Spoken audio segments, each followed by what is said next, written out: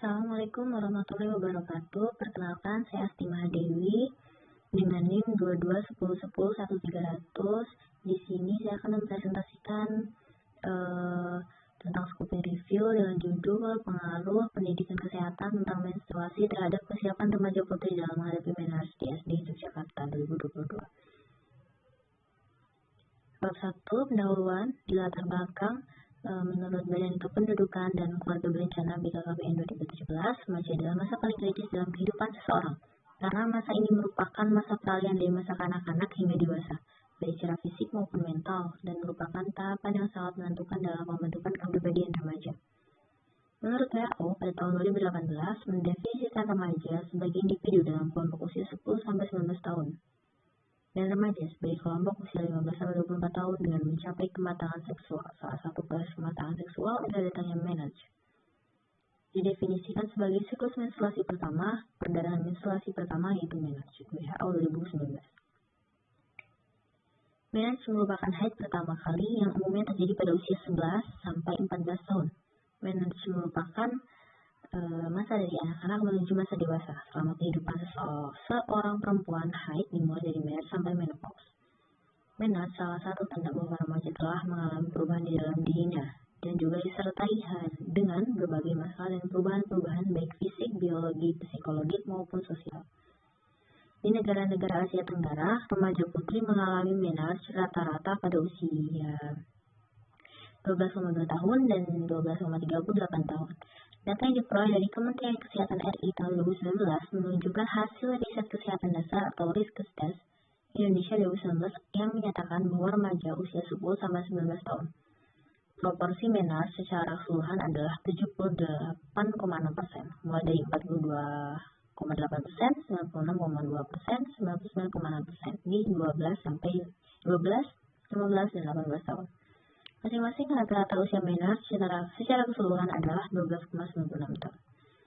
Dengan kejadian lebih awal pada usia kurang dari 9 tahun dan ada yang lebih lambat sampai 17 tahun.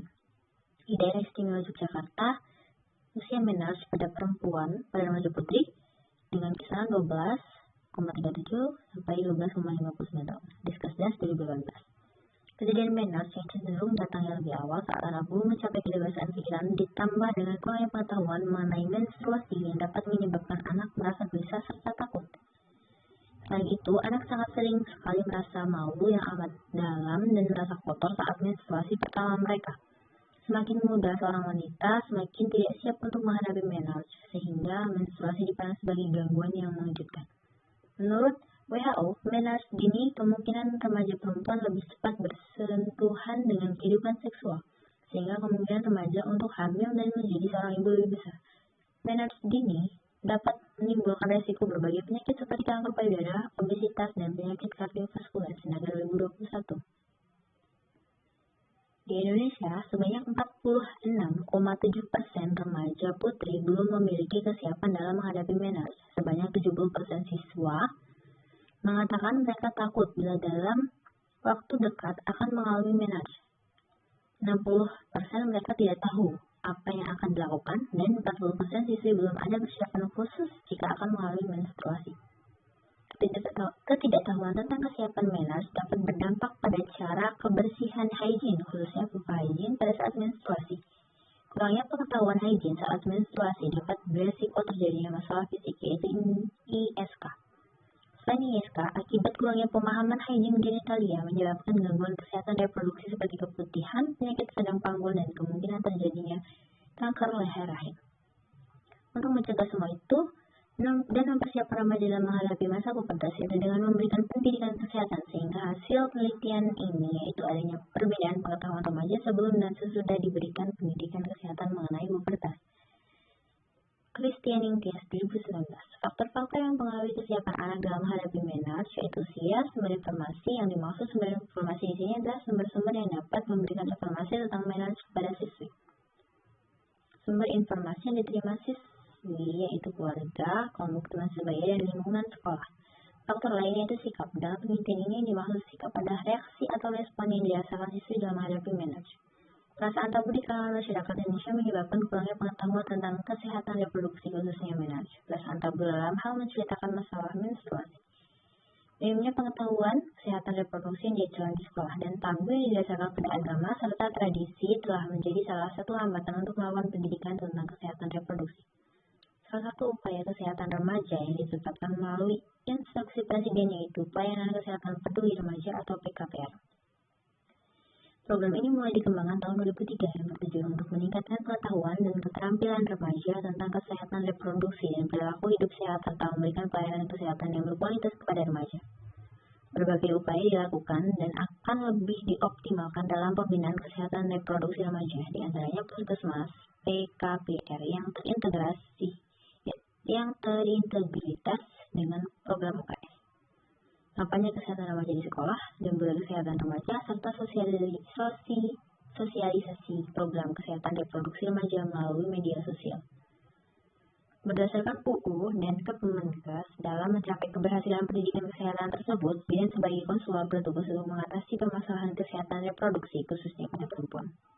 Hal ini terwujud dalam upaya health promotion atau peningkatan kesehatan yang memberikan sex education secara dini pada kelompok pelajar sekolah, serta melakukan pendidikan kesehatan bagi seluruh lapisan masyarakat.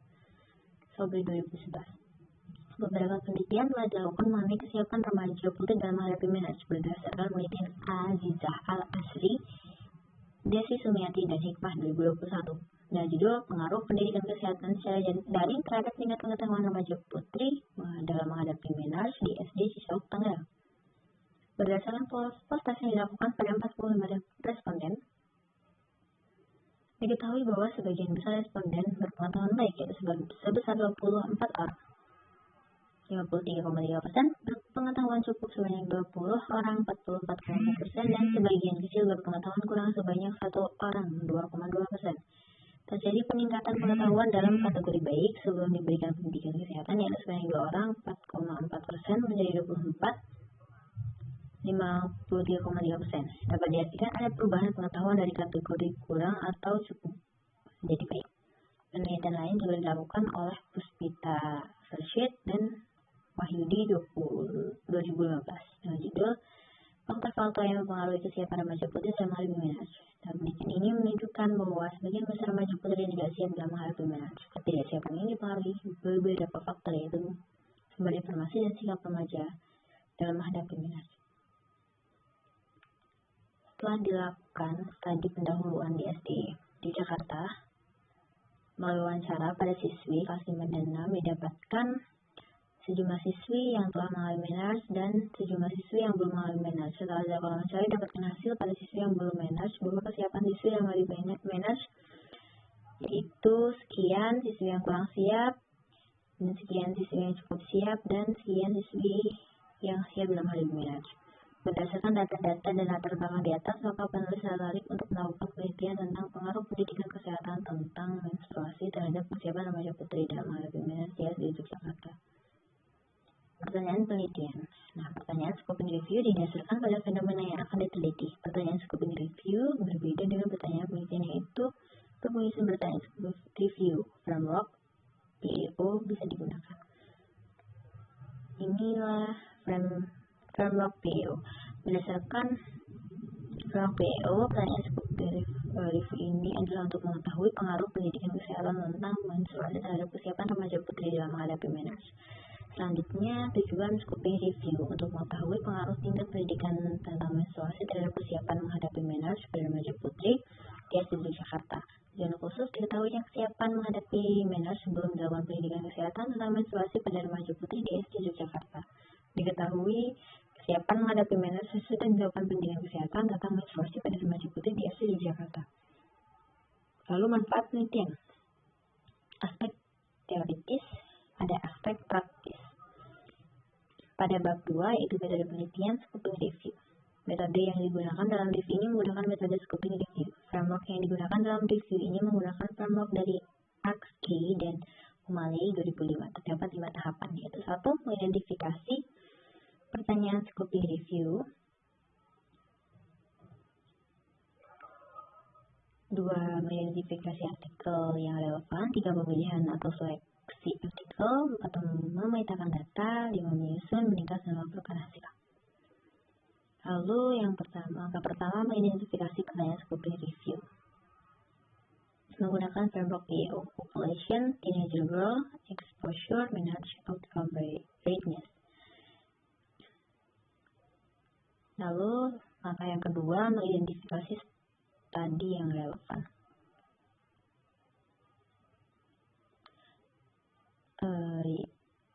A. Kriteria inklusi. Ada A. Kriteria inklusi dan eksklusi. B. Database. C. Keyword. Lalu langkah ketiga, rencana seleksi artikel. Rencana seleksi artikel ini menggunakan preferred reporting items for systematic review and meta-analysis atau PRISMA. Lalu langkah yang keempat, charting data.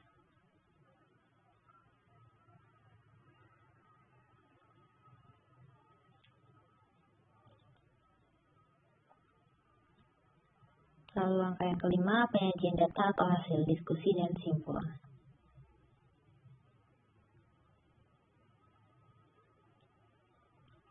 Itulah tadi presentasi yang dapat saya sampaikan. Kalau lebihnya saya mohon maaf. Wassalamualaikum warahmatullahi wabarakatuh.